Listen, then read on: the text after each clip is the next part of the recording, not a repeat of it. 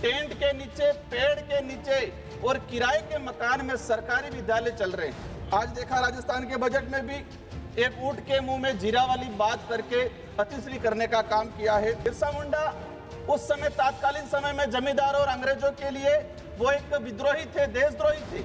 वही आज का हिड़मा, आज के परिप्रेक्ष्य में आपकी नजर में वो नक्सलवादी है। बिरसा मुंडा को हिड़मा के साथ कैसे तुलना? सभापति महोदय, मैं उस बात को लाभ पहुंचाया जाए। धन्यवाद। साथ ही सभापति महोदय,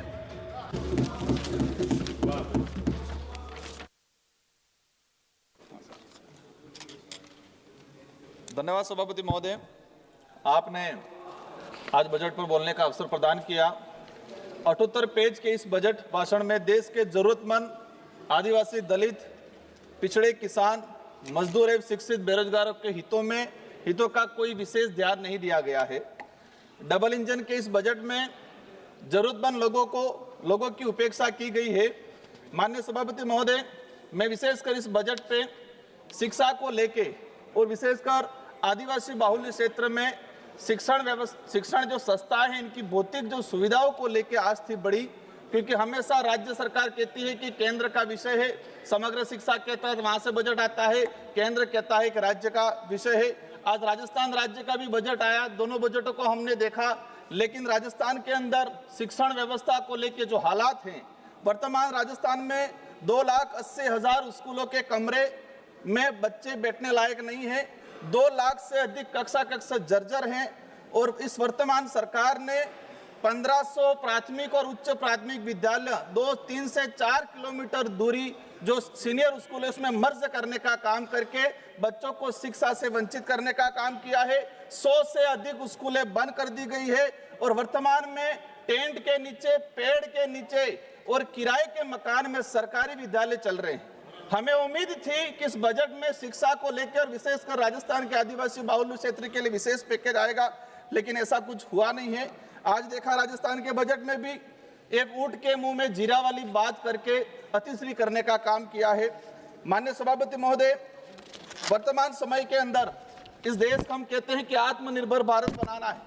आत्मनिर्भर भारत तभी बन पाएगा इस देश का आदिवासी, दलित, पिछड़ा समुदाय अगर वो आत्मनिर्भर होगा तो ये देश आत्मनिर्भर की जो कल्पना कर रहे हैं वो पूरी हो पाएगी। और वो आदिवासी, दलित, पिछड़े समुदाय आत्मनिर्भर तभी बन पाएगा, उनको मूलभूत सुविधा हम उपलब्ध करा पाएंगे। और विशेषकर शिक्षा को लेके माननीय सभापति महोदय, आज 150वीं बिरसा मुंडा जयंती मनाई जा रही है, उसको राष्ट्रीय गौरव दिवस के रूप में मनाया जा रहा है। हमें गर्व है इस बात का। लेकिन बिरसा मुंडा कौन थे? बिरसा मुंडा उस समय तात्कालीन समय में जमींदार और अंग्रेजों के लिए वो एक विद्रोही थे, देशद्रोही थे। और आज हमारे लिए वो एक क्रांतिकारी है, एक भगवान है, एक आदर्श है। वो जल जंगल जमीन की लड़ाई लड़ते थे। वही आज का हिड़मा, आज के परिप्रेक्ष्य में आपकी नजर में वो नक्सलवादी है, लेकिन हो सकता है कि भविष्य में के आने वाली पीढ़ी के लिए वो बिरसा के रूप में जाना जाए। आज बस्तर आदिवासी पूरा जो इलाका है, अब आप नक्सलाइट के नाम से भगवान बिरसा मुंडा को हिड़मा के साथ कैसे तुलना? सभापति महोदय, मैं उस बात को जानना चाह रहा हूं कि आदिवासी बाहुल्य क्षेत्र का युवा हथियार क्यों पकड़ रहा है? हमें कलम कागज को पकड़ाने की जरूरत थी, लेकिन वो हथियार पकड़ रहा है। मैं आपको बताना चाहूंगा कि हम कह रहे हैं, सरकार कह रही है, हम भी चाहते हैं, और मैं इस सदन से अपील करना चाहता हूं उस क्षेत्र के आदिवासी युवाओं को कि जल जंगल जमीन की लड़ाई आपको कलम और कागज से लड़ने की जरूरत है, हथियार उठाने की जरूरत नहीं है। यह समय अलग आया है। मैं बताना चाहूंगा कि जो नक्सलाइट उन्मूलन के नाम से कांग्रेस सरकार ने भी सलमा जुड़ोम करके अभियान चलाया, 2005 से लगा के 2011 तक चलाया। उस समय क्या हुआ? एक खूनी संघर्ष हुआ, एक खूनी खेल खेला गया सरकार के द्वारा। 500 आदिवासी नक्सली के नाम से मारे गए। उस समय 800 से अधिक हमारे जवान शहीद हुए और 1500 से अधिक आम आदिवासी मारा गया और हजारों आदिवासी बहन बेटियों के साथ बलात्कार हुआ।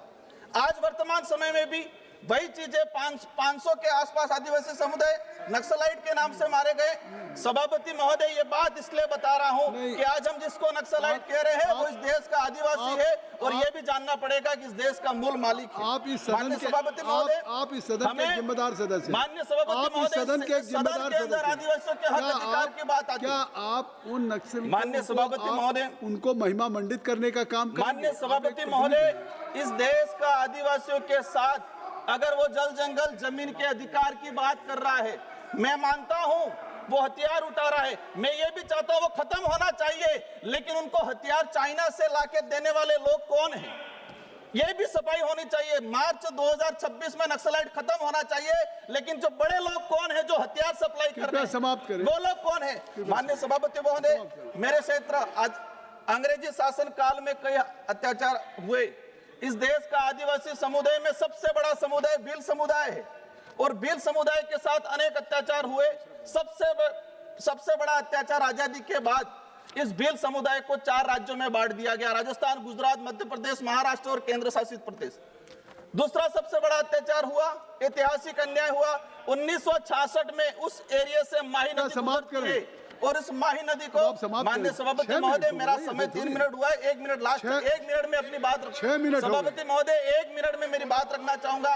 मैं जो चाहता हूं कि माही और करेड़ा जो बांध बने हुए उन बांधों पे बृहद सिंचाई परियोजना करके बांसवाड़ा डूंगरपुर आदिवासी बाहुल्य क्षेत्र की जनता को लाभ पहुंचाया जाए। साथ ही सभापति महोदय हमारी जो मांग है, हम चाहते हैं कि अच्छा एजुकेशन, अच्छा हेल्थ, सबसे पिछड़ा हुआ इलाका, एनीमिया, आज बच्चे कुपोषित हैं। क्यों कुपोषित है? हम कह रहे विकसित भारत, लेकिन इस देश के आदिवासियों के साथ अगर अन्याय नहीं होगा तो हमें इस देश को विकसित भारत की कल्पना पूरी नहीं हो सकती है।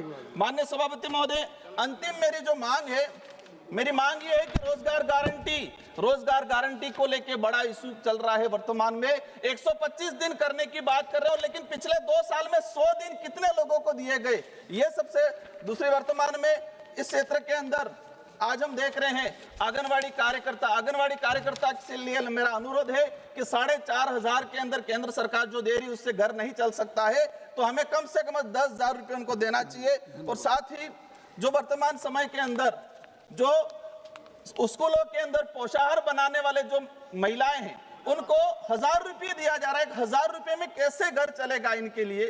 तो इनके लिए मेरा सरकार से अनुरोध है कि सरकारी विद्यालयों में पोषाहार बनाने वाले जो मजदूर हैं, जो महिलाएं हैं हमारी, उनको कम से कम 5 से 7,000 रुपये तक तनख्वाह दी जाए। साथ ही लखपति दीदी के नाम से इस देश की महिलाओं के साथ एक छलावा किया जा रहा है। माननीय सभापति महोदय, मेरा अंतिम मांग रही है, मैं अब कुछ नहीं बोलूंगा, भाषण आप हो सकता है किसी को दिक्कत हो जाए।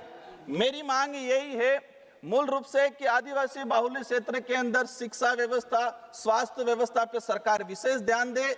माही और करेड़ा बड़ा प्रोजेक्ट है, इस प्रोजेक्ट से बृहद सिंचाई परियोजना और जो जल जंगल जमीन में आदिवासी जो हजारों सालों से रह रहा है उसके पास कागज नहीं है, कागजी अधिकार नहीं है। अब मैडम एक बात समझनी पड़ेगी, मैडम इस बात को समझना पड़ेगा कि कागज कब जाएगा? जब एजुकेशन जाएगा तो कागज जाएगा। हमने उनको एजुकेशन ही नहीं दिया है, अब एजुकेशन ही नहीं दिया तो वो कागज कैसे जाए? धन्यवाद सभापति महोदया।